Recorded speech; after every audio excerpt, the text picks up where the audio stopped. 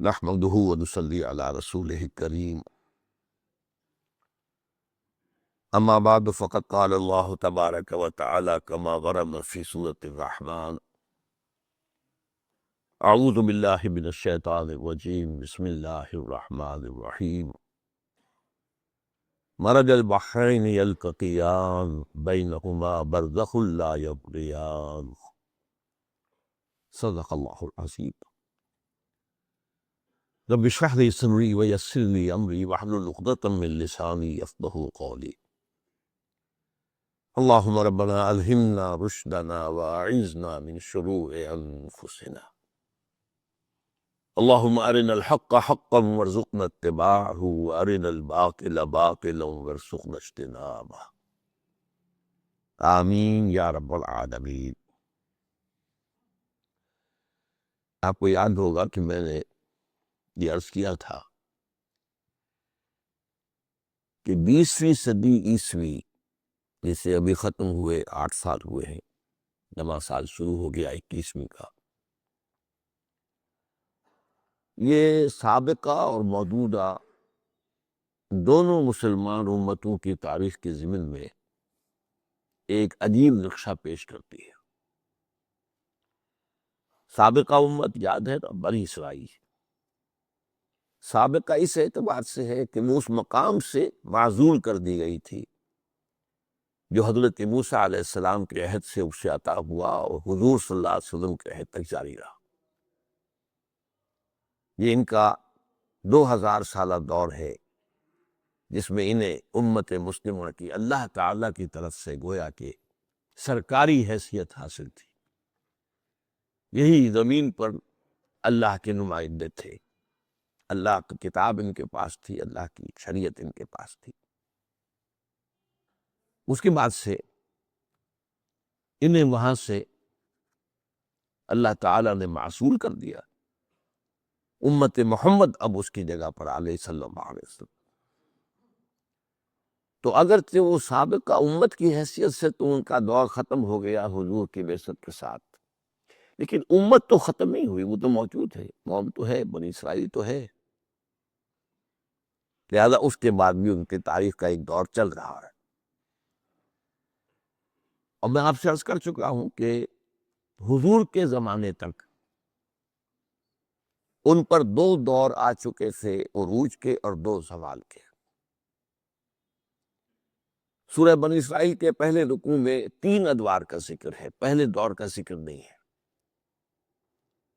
پہلا دور عروج جو ہے اس کا ذکر یاد کو آپ کو سورہ بقرہ میں ملتا ہے۔ حضرت طالوت کی جو جنگ ہوئی تھی جالوت کے خلاف، اور اس کے بعد ایک حکومت قائم ہوئی، حضرت طالوت کی 16 برس، پھر حضرت داؤد، حضرت سلیمان، ان کا ذکر تو قرآن میں بکثرت آیا ہے، لہذا یہاں سورہ بنی اسرائیل میں ان کا ذکر نہیں کیا گیا۔ البتہ پہلا جو دور زوال تھا اس کے 2 حصے، پہلے اشوریوں کا خاتمہ، جو اشوریوں کے ہاتھوں جو شمالی ریاست اسرائیل تھی اس کا خاتمہ، پھر کلدانیوں کے ہاتھوں جنوبی ریاست یہودا کا خاتمہ،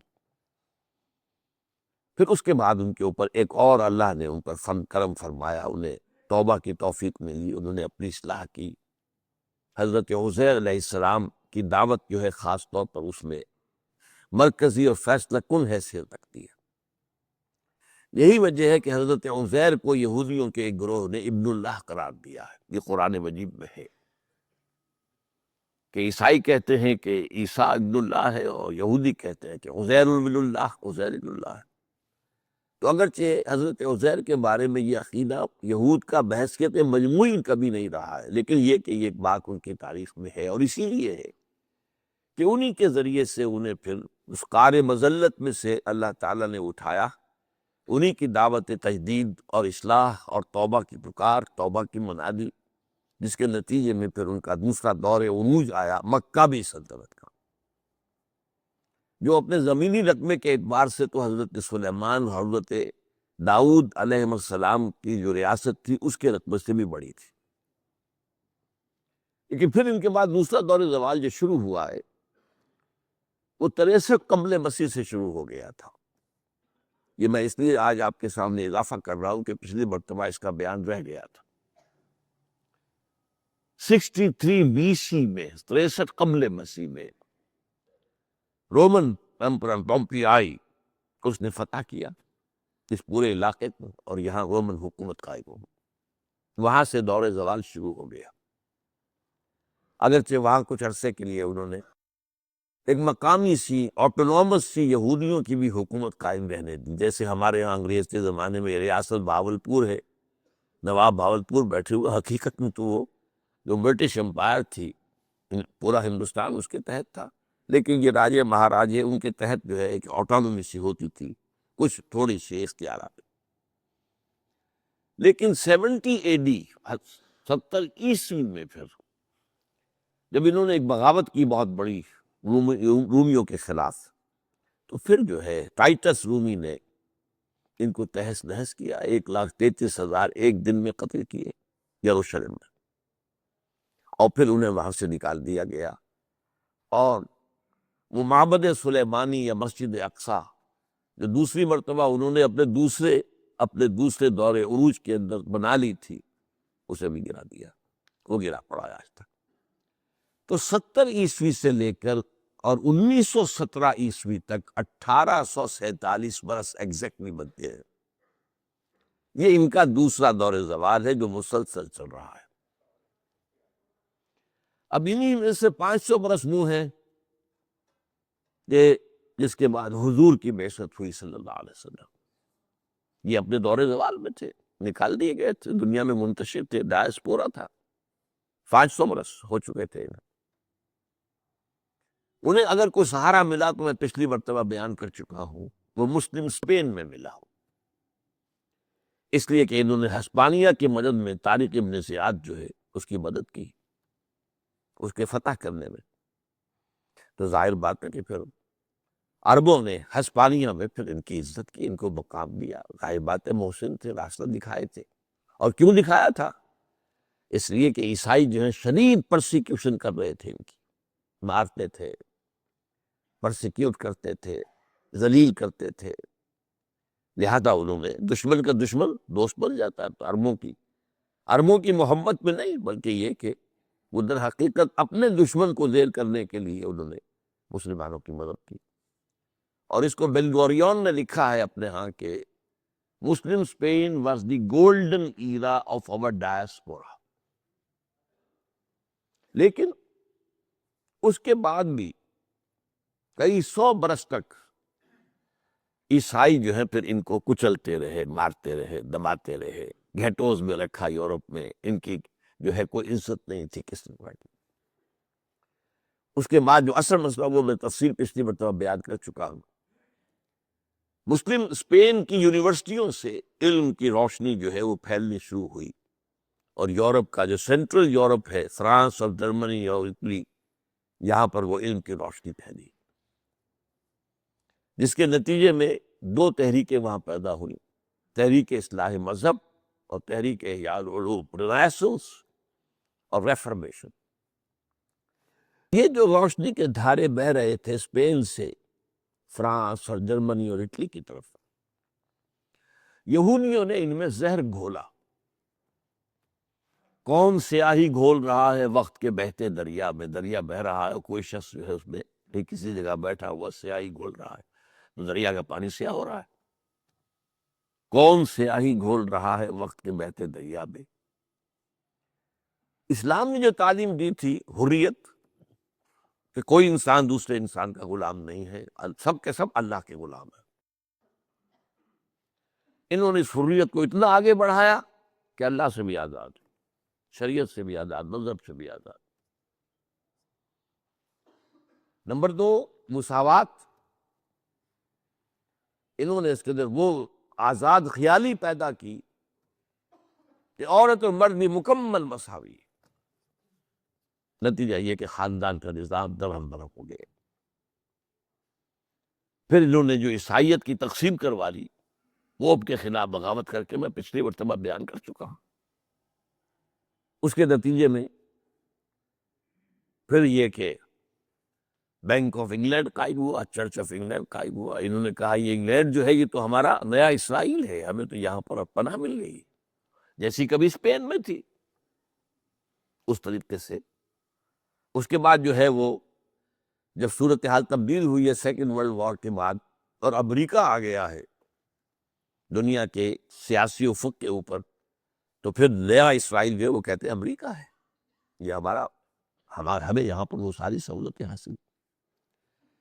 یہ سارا معاملہ جو ہے ہوا ہے، لیکن 20ویں صدی سے آپ نے سوچئے کہ دو جو میں نے کہا عمل جاری رہے، ایک طرف ان پر ایک اور عذاب کا کوڑا پڑا ہے، اور وہ ہے جرمنوں کے ہاتھوں، ہالوکاسٹ۔ اور اس میں بھی ان کے کہنے کے مطابق 60 لاکھ یہودی قتل ہوئے، معمولی بات نہیں ہے۔ کوئی جھوٹ ہوگا، کتنا ہوگا، مبالغہ ہوگا، کتنا ہوگا، واللہ اعلم۔ لیکن یہ کہ بعد لوگ کہتے ہیں یہ واقعہ کو ہوا ہی نہیں، تو یہ بات قریب قیاس نہیں ہے، بہت اہم واقعہ ہے۔ اس طریقے سے اتنا بڑا جھوٹ تاریخ کے بارے میں، اور اتنا پرانی تاریخ نہیں ہے، پچھلی صدی کی بات ہے نا۔ اگر کوئی 1000 سال پرانے کی بات ہوتی تو کہہ سکتے تھے کہ وہ داستان ہے، کوئی شاید الف لیلہ کی داستان، لیکن ان کے قول کے مطابق 60 لاکھ یہودی قتل ہوئے۔ لیکن تو میں جو کہہ رہا تھا کہ یہ پروسیس جو ہے دو طرفہ، ایک طرف تو وہ زوال اور گہرا ہو گیا، اور گہرا ہو گیا، اور اتنی بڑی سزا جرمنوں کے ہاتھ، لیکن دوسری طرف ان کے احیائی عمل شروع ہو گیا۔ یہ دو جو قرآن کہتا ہے سورہ رحمان میں، مرج البحرین یلتقیان، چلائے دو دریا، دو روئیں جو آپس میں ملی ہوئی ہے، لیکن بینہما برزخ لا یبغیان، ان کے درمیان ایک پردہ ہے کہ وہ ایک دوسرے میں داخل نہیں ہوتے، پردہ ہے بیچ میں۔ ایک ٹھنڈی، ایک میٹھے پانی کی رو چل رہی ہے، حالانکہ سمندر تو کھاری پانی کا ہے، تو یہ روئیں چلتی ہے۔ یا ہمارے ہاں ایک مشاہدہ ہو سکتا ہے اٹک پر جا کر، کہ وہاں جو دو دریا ملتے ہیں، ایک طرف تو تربیلا سے آ رہا ہے دریائے سندھ، دوسری طرف جو ہے بائیں ہاتھ سے مغرب سے آ رہا دریائے کابل، اور وہ ملتے ہیں۔ یہ کافی دور تک معلوم ہوتا ہے یہ پانی کابل کا ہے، یہ سندھ کا ہے، سندھ کا پانی صاف ہے، اور کابل کا پانی گدلا ہے، وہ نظر آ جاتا۔ تو ایک طرف زوال اور گہرا ہوا، اور دوسری طرف احیاء کا عمل جو ہے، اب اس کے چند پوائنٹس نوٹ کر لیجیے۔ 1897 میں بیسل ایک جگہ ہے سوئٹزرلینڈ، وہاں بڑے بڑے یہودی جو ہیں بینکرز جمع ہوئے، زائنسٹ موومنٹ کا آغاز ہوا۔ یہ سیہون ایک پہاڑی ہے، دھرتی زیون ایک پہاڑی ہے یروشلم کے اندر، اس کے حوالے سے زائنزم، وہ چاہتے ہیں کہ اپنا وہ پرانا دور جو ہے، جبکہ ان کا یہاں پر جب بھی اقتدار ہوتا تھا، چاہے وہ حضرت داؤد، حضرت سلیمان کا زمانہ تھا، چاہے مکابی سلطنت کا دور تھا، وہ دوبارہ دنیا میں آئے۔ تو یہ تحریک جو ہے، یہ یہودیوں میں سے جو سیکولر عنصر ہے، اور جو در حقیقت بینکرز تھے، بڑے بڑے بینکرز یورپ کے، وہ جمع ہوئے۔ Protocols of the elders of the Zion کے نام سے وہ کتاب مل جاتی ہے آپ کو، انہوں نے نقشے بنائے، ہمیں یہ کرنا ہے، یہ کرنا ہے، یہ کرنا ہے، یہ کرنا ہے۔ اور میں پچھلی مرتبہ کہہ چکا ہوں کہ ان کی ذہانت کو داد دینی پڑتی ہے۔ give the devil his due، شیطان کا بھی اگر کوئی حق ہے تو اس کو ادا کیجیے، اس میں کوئی شک نہیں۔ ذہانت، فطانت، محنت، مشقت، اس کی جو مثالیں انہوں نے قائم کی ہے، عام میرے خیال میں تاریخ میں کسی اور قوم کے اندر شاید اس کی پوری مثال نہ ملے۔ جیسے جیسے سختیاں انہوں نے جھیلی ہیں، جیسے جیسے ان پر عذاب آئے، نسیہ منسیہ ہو جاتی قوم، ختم ہو جاتی، ایک پھر ابھرتے، پھر ابھرتے، پھر ابھرتے۔ تو اس اعتبار سے ان کی وہی ذہانت، محنت، مشقت، اور جو اثر و نفوذ انہوں نے پیدا کر لیا تھا یورپ کے اندر، بینکنگ کے نظام کے ذریعے سے جکڑ لیا تھا یورپ کو اپنے ہتھ کنڈوں کے اندر، نتیجہ یہ ہوا کہ کل 20 برس کے اندر بالفور ڈیکلریشن آ گیا۔ یعنی سن 70 کے بعد پہلی مرتبہ انہیں اجازت دی گئی کہ وہ آ کر فلسطین میں آباد ہو سکتے ہیں، ڈائسپورا سے، اب ادھر سے ادھر سے، یورپ سے، ایشیا سے، شمالی افریقہ سے آ رہے ہیں جمع ہو رہے۔ ڈائسپورا 1847 برس کے بعد ختم ہوا، وہ وہاں آنے شروع ہوئے، اور پھر انہوں نے بڑے عجیب عجیب طریقوں سے وہاں سے پھر جو عرب تھے بیچارے غریب بھی تھے، سادہ لوگ بھی تھے، ابتدا میں انہوں نے لالچ کے ذریعے سے انہیں بے دخل کیا. بھائی تمہارا یہ مکان ہے، کیا مانگتے؟ 2 لاکھ. ہم 3 لاکھ دے دیں گے لیکن کل ہی فارغ کر دو. پیسہ بے تحاشا تھا، بینکرز تھے، بڑے بڑے بینکرز تھے، پیسے کی کمی تھی نہیں. اس کھیت کا کیا مانگتے ہو، اس کا کیا مانگتے ہو؟ جو اس طریقے سے گویا کہ وہ ٹارچر سے نہیں، دباؤ سے نہیں، ابتدا میں اس طریقے سے پہلے قدم بڑھائے، پھر ٹارچر کرنا شروع کیا اپنی آبادیوں کے ذریعے سے، انہیں خوف زدہ کرنا شروع کیا، مار داڑ بھی شروع کی، پھر وہاں سے نکالا. ہوتے ہوتے انہوں نے کافی قدم اپنے مضبوط جو ہے جما دی. اور اس کے بعد جو نیا اسرائیل تھا، جو نیا اسرائیل نمبر 1 تھا برطانیہ، اس کے ذریعے تو بالفور ڈیکلریشن آ گیا. نیا دوسرا اسرائیل جو تھا امریکہ، اس سے آتا 1948 میں اسرائیل قائم ہو گئی، حکومت قائم ہو گئی. آپ اندازہ کیجیے کتنے عرصے کے بعد ان کی حکومت قائم ہوئی ہے، تقریباً 2000 برس بعد، ورنہ ان کی کوئی حکومت نہیں. اب اس کے بعد کیا ہوا؟ ایک جنگ چھوٹی سی سن 48 میں عربوں نے ریزسٹ کیا، اس کے نتیجے میں انہوں نے کچھ اور رقبے حاصل کر لیے. یہ منظم تھے، ان کے ہاں تو ٹیررسٹ موومنٹ پوری طریقے سے آرگنائزڈ تھی، مسلح تھی.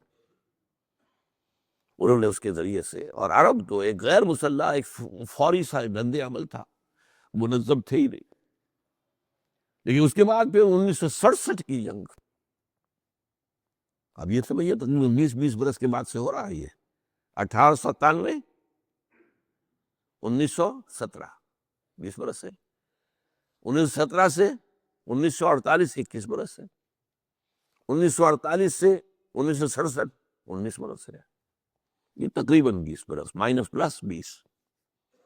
یہ جو جنگ تھی جو انہوں نے جیتی ہے، یہ ان کے لیے بہت ہی، اس لیے کہ انہوں نے مصر کو شکست دی اور سیریا کو شکست دی. مصر سے پورا جو ہے سینائی پیننسولا وہ لے لیا، ادھر سے گولان ہائٹس لے لیے، جارڈن سے پورا ویسٹ بینک، جو اصل جو فلسطین تھا وہ تو ویسٹ بینک تھا، بہت ہی سرسبز و شاداب اور بہت عمدہ علاقہ، آباد علاقہ، وہ ستھرا چھین لیا. اس وقت تک بیت المقدس میں تقسیم تھا، اس کا آدھا حصہ جو ہے جارڈن کے پاس تھا. یہ 1948 میں جو ارینجمنٹ ہوا ہے اس کو نوٹ کیجیے. یروشلم تقسیم کر دیا گیا، مشرقی یروشلم یہ جارڈن کو دے دیا، مغربی یروشلم یہ اسرائیل کو دے دیا. اب انہوں نے اس میں 1967 میں پورا یروشلم فتح کر دیا. اور موشے دایان جو کانا ہوتا تھا، وہ جو داخل ہوا بطور ایک فاتح کے ایسٹ یروشلم میں، تو اس نے کہا we have come here never to go again. اب ہم یہاں سے جانے والے نہیں ہیں کبھی بھی، ہم یہاں آئے. لیکن ایک عجیب بات میں نے نوٹ کی تھی اس زمانے میں، اس کے ساتھ جو چیف ربائی داخل ہوا تھا وہ رو پڑا. وائی؟ اس نے کہا، الفاظ تھے اس کے، so this is the beginning of the end. معلوم ہوتا ہے کہ وہ اینڈ ٹائمز کے جو پیش گوئیاں ہیں اب ان کا آغاز ہو گیا، کہ اس کے بعد جو ہمارا آخری زوال آنا ہے انہیں بات پتہ ہے انہیں. لیکن یہ ابھی مستقبل کی بات ہے. اب ان کے آگے ایجنڈا کیا ہے؟ گریٹر اسرائیل بنانا ہے. کئی دفعہ میں نے آپ کو بتایا گریٹر اسرائیل بنانا ہے، اپنا 3rd ٹیمپل تعمیر کرنا ہے. اس کے لیے یہ مسجد اقصیٰ یہ گرانی ہے، اور یہ جو ہے ڈوم آف دی راک اس کو گرانا ہے. وہاں لا کر جو ہے اپنا 3rd ٹیمپل بنا کر، اور اس میں لا کر تھرون آف ڈیوڈ رکھنا ہے. یہ ان کا ایجنڈا ہے. یہ تو ہے لوکل ایجنڈا، علاقائی، گریٹر اسرائیل اور construction of the 3rd temple, اور وہاں پر وہ تھرون آف ڈیوڈ جس پر آ کر ان کا مسیحا جس کے یہ منتظر ہیں وہ آ کر بیٹھے گا، پوری دنیا پر حکومت کرے گا. پوری دنیا پر حکومت ڈائریکٹ نہیں ہوگی، یہ ان کے ایجنڈے کا دوسرا حصہ ہے جو بین الاقوامی ہے، گلوبل ہے، کہ پوری دنیا کو ہم اپنے مالیاتی نظام کے شکنجے میں کس لیں گے. مالیاتی حکومت ہماری ہو. یہ سب world bank, I M F, globalisation, TRIPS, یہ سب کے سب اس کی تیاری. پوری دنیا کو اپنے شکنجے میں، مالیاتی شکنجے میں کس لینا، یہ ہے گلوبل.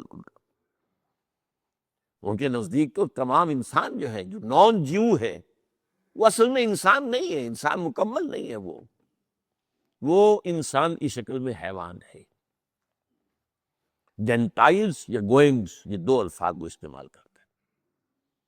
اور حیوان کو ایکسپلائٹ کرنا، استعمال کرنا انسان کا حق ہے.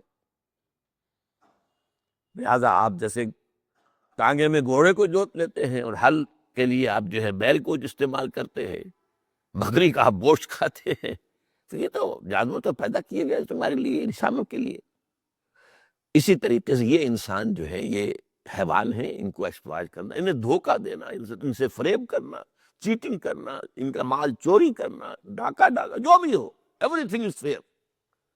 لیس علینا فی الامیین سبیل. ان امیین کے بارے میں ہم پر اللہ کے ہاں کوئی جواب دہی ہوگی ہی نہیں کہ تم نے انہیں دھوکہ کیوں دیا تھا، تم نے ان کے ساتھ یہ ظلم کیوں کیا. اب جو چاہے ہم کریں ان کے ساتھ، یہ حیوان. تو یہ ہے ان کا ایجنڈا. اب اس کے بارے میں تو میں پھر بعد میں عرض کروں گا، یہ اب مستقبل کی بات ہے کہ اس کے بعد ہونا کیا ہے. لیکن اب آئیے امت مسلمہ کی طرف. امت مسلمہ کا بھی دوسرا زوال جو ہے وہ خاصا طویل ہے. پہلا قدم کیا تھا؟ ہسپانیہ میں مسلمان اور اسلام کا خاتمہ. یہ and of the 15th century and beginning of this 16th century، 1492 میں آخری جو رہ گئی تھی، گرتے گرتے ہسپانیہ میں زوال آیا نا. جیسے کہ آپ کو معلوم ہے ہندوستان میں اب بڑی زبردست حکومت رہی ہے مغلوں کی، لیکن پھر یہ ہے کہ تقریباً 200 برس تو ان کی حکومت جو تھی وہ واقعی حکومت تھی. پھر اس کے بعد اس کا ڈکلائن ہے. تو بڑی عمارت کو گرتے ہوئے تو دیر لگتی ہے نا. اورنگزیب کے بعد کیا تھا؟ زوال تھا. مختلف طوائف الملوک کی پیدا ہو گئی، راجا مہاراجا، کو ہندو بھی نکل رہا ہے، مسلمان الگ الگ ریاست. گرتے گرتے گرتے پھر آپ کو معلوم ہے 1857 نام نہاد تو ایک مغل جو ہے بادشاہ بیٹھا ہوا تھا بیچارہ ظفر، جس کو کہا ہے کہ 2 گز زمین بھی مل نہ سکی، جس کے لیے جو ہے قبر کے لیے کوئے یار میں، وہ بہادر شاہ ظفر تھا. لیکن اس کی حکومت کہا جاتا تھا کہ وہ سلطنت شاہ عالم از لال قلعہ تا پالم. پالم یعنی چند میل کے فاصلے پر ایک جگہ تھی جہاں پر کہ دلی کا پہلا ہوائی اڈا بنا تھا. جیسے ہمارے یہاں والٹن ایئرپورٹ کہلاتا تھا، یہ والٹن لاہور سے کتنا فاصلہ ہوگا اس کا، ایئرپورٹ بنا تھا. ایسے پالم ایئرپورٹ بس وہاں تک تھا. تو اسی طریقے سے وہاں ہوا ہے کہ وہ ہمارے ہاں بھی زوال جو شروع ہوا ہے تو وہ تو کافی پہلے شروع ہو چکا تھا، لیکن اس پر آخری سیل جو ہے وہ 1492 میں آخری جو ہماری حکومت تھی غرناطہ کی، گرناڈا، فال آف گرناڈا، سقوط کرناٹا 1492. اور ایک بات نوٹ کیجئے گا، 1992 میں اس کا جشن منایا گیا اسپین میں، لیکن نام نہیں لیا گیا کہ ہم اس کا جشن منا رہے ہیں. پہلی مرتبہ ورلڈ اولمپکس جو ہیں وہاں رکھے گئے، نمبر 1. اور نمبر 2، تمام عرب ممالک کے لوگوں کو بلا کر بٹھایا گیا وہاں پہلی مرتبہ اسرائیل کے سامنے. 1992 میڈرڈ، وہاں سے یہ پروسیس شروع ہوا جس کو یہ کہتے ہیں پیس ٹاکس، اور یہ اور وہ سب دھوکہ فریب. صرف یہ کہ ابھی وقت جو ہے they want to gain time، جو اپنا ایجنڈا ہے اس کے آغاز کرنے سے پہلے یہ 500 برس کا انہوں نے در حقیقت جشن منایا تھا، 500 سالہ جشن. اور اس طرح سجایا گیا تھا اسپین کو جیسے دلہن کو آراستہ پراستہ کیا جاتا. اور وہاں سے جو ہمارا عمل شروع ہوا تھا ڈکلائن کا، لیکن چونکہ وہاں سے یورپ میں جو پاور پوٹینشل ڈیولپ ہو گیا تھا، ظاہر بات ہے رینائسنس ہوئی، علوم پھیلے، سائنسز میں ترقی ہوئی، ٹیکنالوجی میں ترقی ہوئی، یہ سب یورپ ہی میں ہو رہا تھا نا. وہی ایک پیالہ تھا نا جس میں یہ سارا کچھ ہو رہا تھا. اس کے نتیجے میں پاور پوٹینشل ڈیولپ ہوا. اب طاقت تو ظاہر بات ہے کہ پھیلتی ہے، طاقت اپنی جگہ تو نہیں رہتی. ان کے پاس جو مشرق کی طرف پھیلنے کا راستہ نہیں تھا، اس لیے کہ سلطنت عثمانیہ کھڑی ہوئی تھی، sentinel of the Muslim world. یہ سنتری کھڑا ہوا ہے. شمالی افریقہ کیسے جائیں؟ ایشیا کی طرف کیسے بڑھیں؟ راستے میں تو بہت بڑی چٹان سلطنت عثمانیہ کی۔ لہذا نکلے کہاں سے ہیں یہ آپ کو معلوم؟ 1498 میں واسکو ڈی گاما نے راستہ تلاش کیا، افریقہ کے جنوب سے چکر لگا کر اور پھر ایسٹ کی طرف، اور اس راستے سے پھر یورپین کولونیلزم کا سیلاب آیا ہے۔ انڈونیشیا، یہ ملایا، یہ سارے علاقے جو ہے، پھر ہندوستان، انگریز آ گئے، ڈچ آ گئے، فرینچ آ گئے، یہ آ گئے، پورچوگیز آ گئے، وہ باقی سب نکلتے چلے گئے، انگریز رہ گیا۔ اس کے بعد یہ سیلاب پھر یوں بڑھا ہے، یعنی اسپین، اور اسپین کے بعد افریقہ کے جنوب سے ہو کر، کیپ آف گڈ ہوپ سے ہو کر مشرق کی طرف یہ تمام جو قومیں آئی ہیں مغربی یورپ کی۔ یہ میں آپ کو بتا چکا ہوں، یہودیوں پر جو آیا تھا یورپین عذاب، وہ مشرقی یورپ کی قوموں سے آیا تھا، گریکس اینڈ رومنس، لیکن یہ آیا ہے مغربی۔ اور اس کا نتیجہ جو ہے، اس کا کلائمیکس کیا تھا؟ اتنے عرصے میں اب ظاہر بات، ہر کمال راز والے، اب سلطنت عثمانیہ بھی کمزور ہو چکی تھی۔ آخر جیسے ہر انسان پر بڑھاپا آتا ہے، اسے کئی 100 برس بڑے دبدبے کے ساتھ عثمانی ترکوں نے حکومت کی ہے، 400 برس تک خلافت ان کے پاس رہی ہے مسلمانوں کی، بڑی زبردست حکومت۔ یہ جو امپائر تھی، آٹومان امپائر، ایسی ہی تھی جیسے کبھی رومن امپائر ہوتی تھی، اس کی ہم پلہ بلکہ اس سے زائد۔ بہرحال اب یہ بھی بیمار ہو چکی تھی، اس بیماری کے نتیجے میں پھر آخری جو اختتام ہوا ہے عالم اسلام کو فتح کرنے کا، وہ پہلی جنگ عظیم پچھلی صدی کی، جس کے بعد سلطنت عثمانیہ نسیہ منسیہ کہاں ہوتی تھی پتہ ہی نہیں، وہ ایک چھوٹا سا ملک ترکی رہ گیا بس، باقی گئی۔ وہ جو کچھ ہوا اس کا پروسیس کیا تھا، کس طریقے سے کیا، سارا ذہن یہود کا تھا۔ یہودیوں نے پورا زور لگایا تھا سلطان عبد الحمید خان کو کہ آپ جو چاہیں ہم سے لے لیں، آپ کے سارے قرضے معاف کروا دیں گے۔ وہ گردن تک قرضے میں تھا سلطان عبد الحمید، جو ڈکلائن ہوا تھا، زوال تھا، خرچے بہت تھے، عیش بہت تھے، محل بن رہے ہیں، یہ ہو رہا ہے، یہ نہیں دیکھا جا رہا کہ ہم اپنے پاؤں جو ہے چادر جتنی ہے اتنی پاؤں پھیلائے، تو قرضوں تلے دبے ہوئے۔ اب تو زوال جو ہوتا ہے، جیسے بڑھاپا آیا تو ہر طرح کی بیماریاں بڑھاپے میں آ کر زور کرتی، تو ان کو رشوت دی گئی کہ آپ کے سارے قرضے معاف کر دیں گے، یہ کر دیں گے، وہ کر دیں گے، یہ کر دیں گے، وہ کر دیں گے، آپ ہمیں فلسطین میں آباد ہونے کی اجازت دے دیجیے۔ وہ اجازت جس کی نفی کی گئی تھی اس معاہدے میں جو حضرت عمر کا ہوا تھا یروشلم کے عیسائیوں کے ساتھ، یروشلم کے عیسائیوں نے ہینڈ اوور کیا تھا یروشلم کو حضرت عمر کو بغیر جنگ کے۔ وہ ایک لمبی بات ہو جائے گی، اس کا پس منظر کیا، بہت ہماری تاریخ کا خوبصورت واقعہ ہے، لیکن اس میں انہوں نے یہ شرط لگا دی تھی کہ آپ یہاں پر یہودیوں کو آباد نہیں ہونے دیں گے۔ وہی جو ان کی دشمنی چلی آ رہی تھی عیسائیوں کی، یہ حضرت عمر کے معاہدے میں تھا۔ ایک تھوڑی سی رعایت حضرت عمر نے کروا دی تھی کہ ان کو اجازت ہوگی یہاں آئیں، وزٹ کریں، زیارت کریں، اپنے مقامات مقدسہ کی، آئیں، کھڑے ہو کر رو دھو لیں، ویلنگ وال کے سامنے کھڑے ہو کر رو دھو لیں، جو چاہیں کر لیں بس، لیکن وہ یہاں آباد نہیں ہو سکیں گے، کوئی مکان نہیں خرید سکیں گے، کوئی پراپرٹی، کوئی کھیت، کچھ نہیں۔ تو سلطان عبد الحمید خان نے جواب دیا کہ جو معاہدہ عمر کا تھا میں کسی قیمت پر اس سے ہٹنے کو تیار نہیں ہوں۔ تب انہوں نے سازش کروائی، اور سازشی ذہن ان کا، وہی میں نے کہا تھا کہ جینیس ہے، even genius, first world war انہوں نے کروائی، اور اس کے نتیجے میں آپ کو معلوم ہے سلطنت عثمانیہ ختم۔ عربوں کے اندر عرب نیشنلزم کے بیج بو دیے، عرب یہ کون ہوتے تم پر حکومت کرنے والا، وہ اردے ٹو رول یو، اٹھ کھڑے ہو۔ شریف حسین والی مکہ غدار اعظم، جس کا یہ پڑپوتا اب بھی بیٹھا ہوا ہے جارڈن کے اندر، اس نے بغاوت کی ہے اور ترکوں کے خلاف۔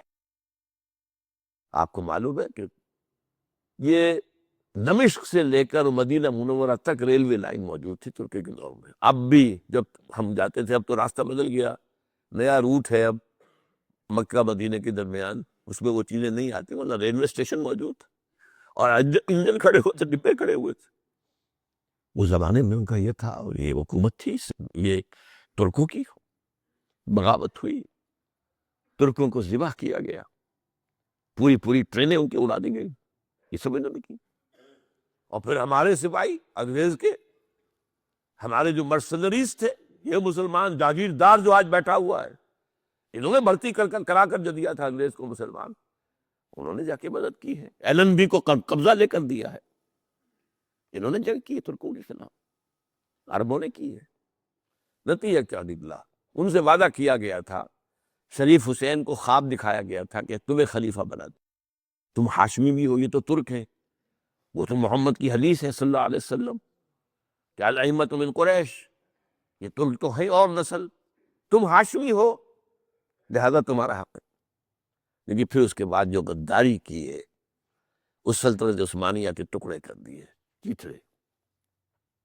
یہ سارے ملک وجود میں آئے ہیں 1914 میں سلطنت عثمانیہ کے ٹکڑے کرنے کی وجہ سے، ورنہ یہ ملک کہیں کہاں تھے؟ ایک ہی سلطنت عثمانیہ تھی، پورا ویسٹ ایشیا، پورا نارتھ افریقہ، ایسٹ یورپ، سلطنت عثمانیہ. یہ ملک انہوں نے بنائے، اور پھر ان ملکوں کے اندر نیشنلزم کا بیج بویا،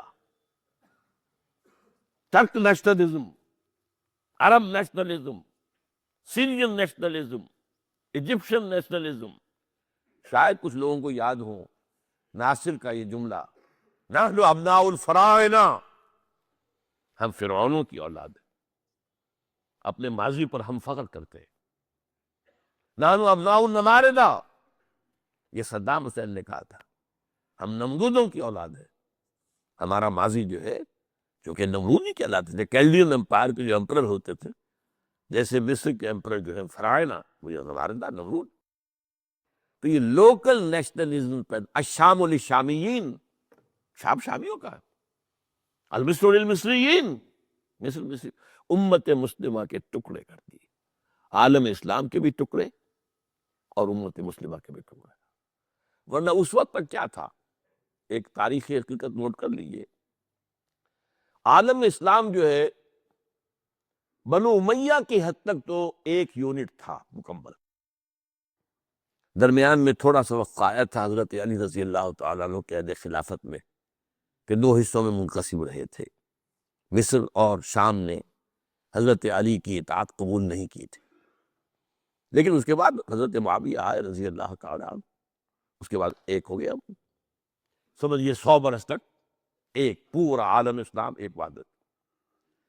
عباسی حکومت آئی تو اس کی ایک شاخ بنو امیہ کی چلی گئی ہسپانیہ میں، اس کے بعد دو حصے ہو گئے مسلمانوں کے.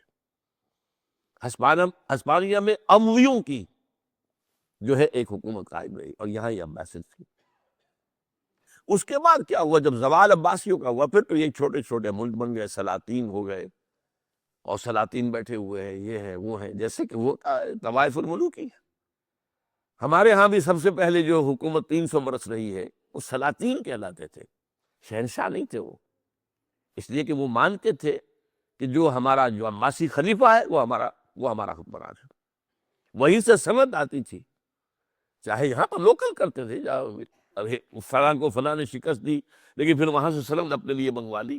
سند ہوتی تھی، وہ خلیفہ تھی، عباسی خلیفہ کی. اس وقت تک معاملہ کیا تھا؟ چاہے کتنے ہی ملک یہ بن گئے تھے علیحدہ علیحدہ، یہاں مغلوں کی حکومت ہے، یہاں صفیوں کی حکومت ہے، یہاں سلجوقیوں کی حکومت ہے، یا فاطمیوں کی حکومت ہے، یا عثمانی ترکوں کی حکومت ہے، لیکن امت میں تقسیم نہیں تھی. ایک مسلمان یونیورسل سٹیزن تھا پورے عالم اسلام میں، کوئی ویزا نہیں، کوئی پاسپورٹ نہیں، مسلمان ٹھیک ہے، شہری ہے ہمارا. کہیں ویسٹ سے مغرب سے چل کر ایک شخص چلا ہے اور ہندوستان میں آگے وزیر بن گیا، کسی نے پوچھا نہیں you are not the son of the soil, who are you? نہیں، امت ایک رہی 1914 تک. اس کے بعد یہ امت کے بھی حصے مخرج اور عالم اسلام کے بھی حصے. یہ گویا کہ ہمارے زوال کا ایک طرح کا کلائمیکس تھا.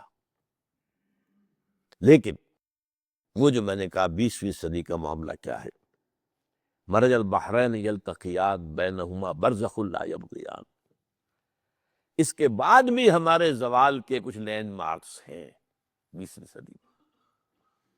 ایک احیائی عمل بھی شروع ہوا، وہ میری اگلے تقریر کا حصہ ہوگا. احیائی عمل، اور وہ بھی سہم جہتی ہے، 3 ڈائمینشنل احیائی عمل شروع ہوا ہے پچھلی صدی کے ربع کے بعد، یوں سمجھیے 1924-25 کے بعد. اس کے 3 اسپیکٹس ہیں. 3 ڈائمینشنل، ایک ہے رینیسنس، ایک احیاء، لیکن یہ کہ وہ میں نے جیسا کہ اس کے وہ بعد میں اب وقت ختم ہونے والا ہے. لیکن وہ جو احیائی عمل چلا ہے، اس کے ساتھ ساتھ ابھی وہ زوال کے سائے بھی اور گہرے ہوئے. سب سے پہلا لینڈ مارک بڑا ہمارے زوال کا، وہ میں ذکر کر چکا ہوں، 6 days وار آف 1967. 6 دن کی جنگ تھی، اور 3 ملک، مصر بہت بڑا ملک، بہت بڑی فوج، شام بڑا ملک، ادھر اردن، تینوں کو شکست فاش. ایسی ذلت، ایسی ذلت، ایسی ذلت جو تاریخ اسلامی میں شاید کہیں آپ کو نظر نہ آئے. کہا جاتا ہے کہ میزائل رکھے رہ گئے، ان کے صرف ٹریگر دبانے والے نہیں، چھوڑ کے اپنے جوتے ووتے مصری بھاگ گئے. اتنی بڑی شکست ہوئی تھی مصر، اپنے مورچوں سے بھاگ گئے، جوتے چھوڑ کر بھاگ گئے. یہ ساری چیزیں وہی تھی. پورا سینائی پیننسولا 6 دن میں پورا کا پورا اتنا بڑا علاقہ، جس غازہ سمیت. غازہ اس وقت جو ہے مصر کا حصہ تھا. اس کے بعد یہ کہ سیریا کی شکست، گولان ہائٹس، اگرچہ رقمے کے اعتبار سے وہ زیادہ بڑا نہیں ہے لیکن بہت اسٹریٹجک ہے. وہ ہائٹس پر ہے کہ جہاں سے زد میں ہے پورا کا پورا جو ہے دمشق جو ہے وہ سامنے.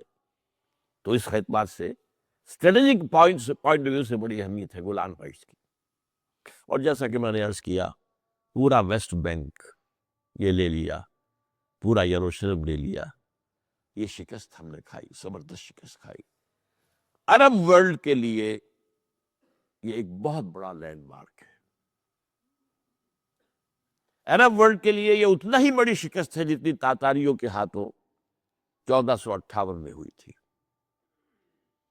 جبکہ خلیفہ آخری جو تھے مستعصم باللہ، انہیں ان کے محل سے گھسیٹ کر نکال کر اور ایک جانور کی لاش کے اندر ان کو لپیٹ کر اور ڈال دیا گیا تھا، گھوڑے چڑھا دیے. اور عرب جو ہے وہ عالم اسلام کی قیادت سے معزول ہو گئے.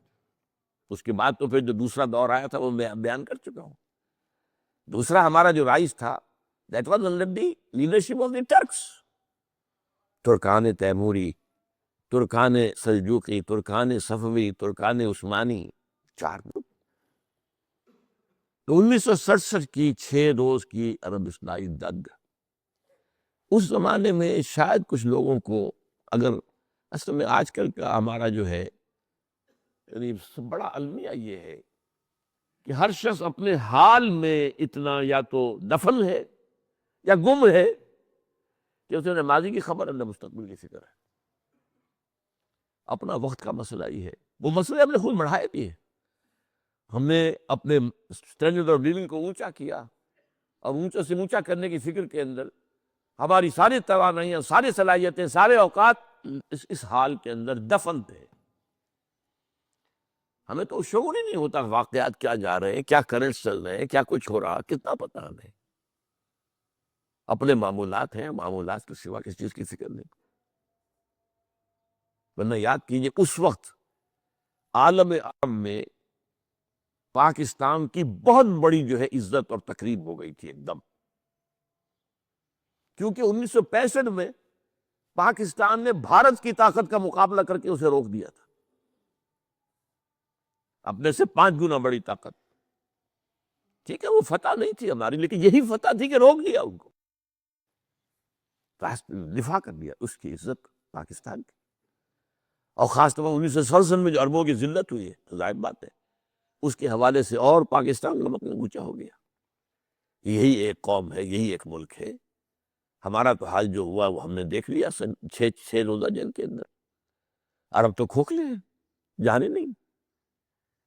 لیکن پاکستان واقعتاً یہ ہے کہ انہوں نے کر کے دکھایا، بھارت کا مقابلہ کیا، بھارت کا حملہ روکا، اور جو اتنا یقینی تھا بھارت کے لیے فتح کر لینا لاہور کو، کہ بی بی سی میں ٹیلی ویژن پر دکھا دیا گیا فال آف لاہور۔ ہماری کوئی یہ واگا کے آس پاس سے جہاں کچھ فوجیں کی آگے بڑھ کے آ گئی تھی، کیونکہ ریزسٹنس کوئی تھی ہی نہیں، پھر وہ اس چکر میں پڑ گئے کہ یہ معاملہ کیا، کوئی ریزسٹنس ہی نہیں ہے، کوئی مقابلہ ہی نہیں ہو رہا ہے، کوئی ہمیں روکنے والا ہے ہی نہیں، ہمیں خیال ہی نہیں تھا کہ ادھر سے حملہ ہو جائے گا۔ بھٹو نے یقین دلایا تھا صدر ایوب کو کہ انٹرنیشنل باؤنڈری بھارت کراس نہیں کرے گا، بھیج دو یہاں اپنے کمانڈو جو ہے کشمیر کے اندر بھیج دو، وہ اندر جا کر جو ہے انسرجنسی شروع کریں، وہاں لوکل مسلمان کشمیری جو ہے وہ ان کی مدد کریں، تو ہم کشمیر کو آزاد کرا لیں گے۔ اور ظاہر بات ہے کہ کشمیر جو ہے وہ تو ڈسپیوٹڈ ٹیریٹری ہے، لیکن یہ کہ انٹرنیشنل بارڈر جو ہے پاکستان کا، ایسٹ پنجاب اور ویسٹ پنجاب کا، یہ تو انٹرنیشنل بارڈر ہے۔ India will never cross international border, یہ ہم اطمینان میں تھے۔ اور پتہ نہیں امریکہ نے اطمینان دلایا ہو، کس نے دلایا ہو بھٹو کو، جو بھٹو نے منتقل کیا ہے ایوب تک۔ انڈیا نے کیا کیا؟ فوراً دوپٹہ مارا۔ لیکن وہ جو قرآن میں آتا ہے سَأُلْقِي فِي قُلُوبِ الَّذِينَ كَفَرُوا الرُّعْبَ، میں کافروں کے دلوں میں روب ڈال دوں گا۔ اب ظاہر بات ہے جس کے دل میں روب آ گیا، مرعوب ہو گیا، وہ تو خود ہی شکست کھا گیا۔ اب اس کے بعد تو شکست جو ہے اس کی وہ ایک منطقی نتیجہ ہے۔ تو اس کی وجہ سے جو بھی اس وقت اللہ نے ہم پر فضل کیا، پاکستان کو بچایا، تو یہ تھی جس سے کہ عالم اسلام میں پاکستان کی جو عزت اور اس پاکستان کا وقار 1971 میں آ کے وہ بھی ڈھیلا ہو گیا۔ 1971 کا ہمارا ڈیبیکل، ہندوستان کے ہاتھوں ہماری وہ شکست فاش، اپنی غلطیاں، اپنے کرتوت، اپنی زیادتیاں، اپنے معاملات کو سنبھال کر نہ رکھ سکنے کی کوشش، اپنے معاملات کو آپس میں حل کرنے کے لیے تیار نہ ہونا، وہ ساری چیزیں گن لیجیے۔ اس پر تو میری لمبی تقریر موجود ہے کہ فال اور ڈاکر کے اسباب کیا تھے۔ ایک فوری اسباب ہوتے ہیں، ایک بڑے لانگ ٹرم ہوتے ہیں پیچھے، جن کا ہسٹوریکل پس منظر ہوتا ہے بہت لمبا۔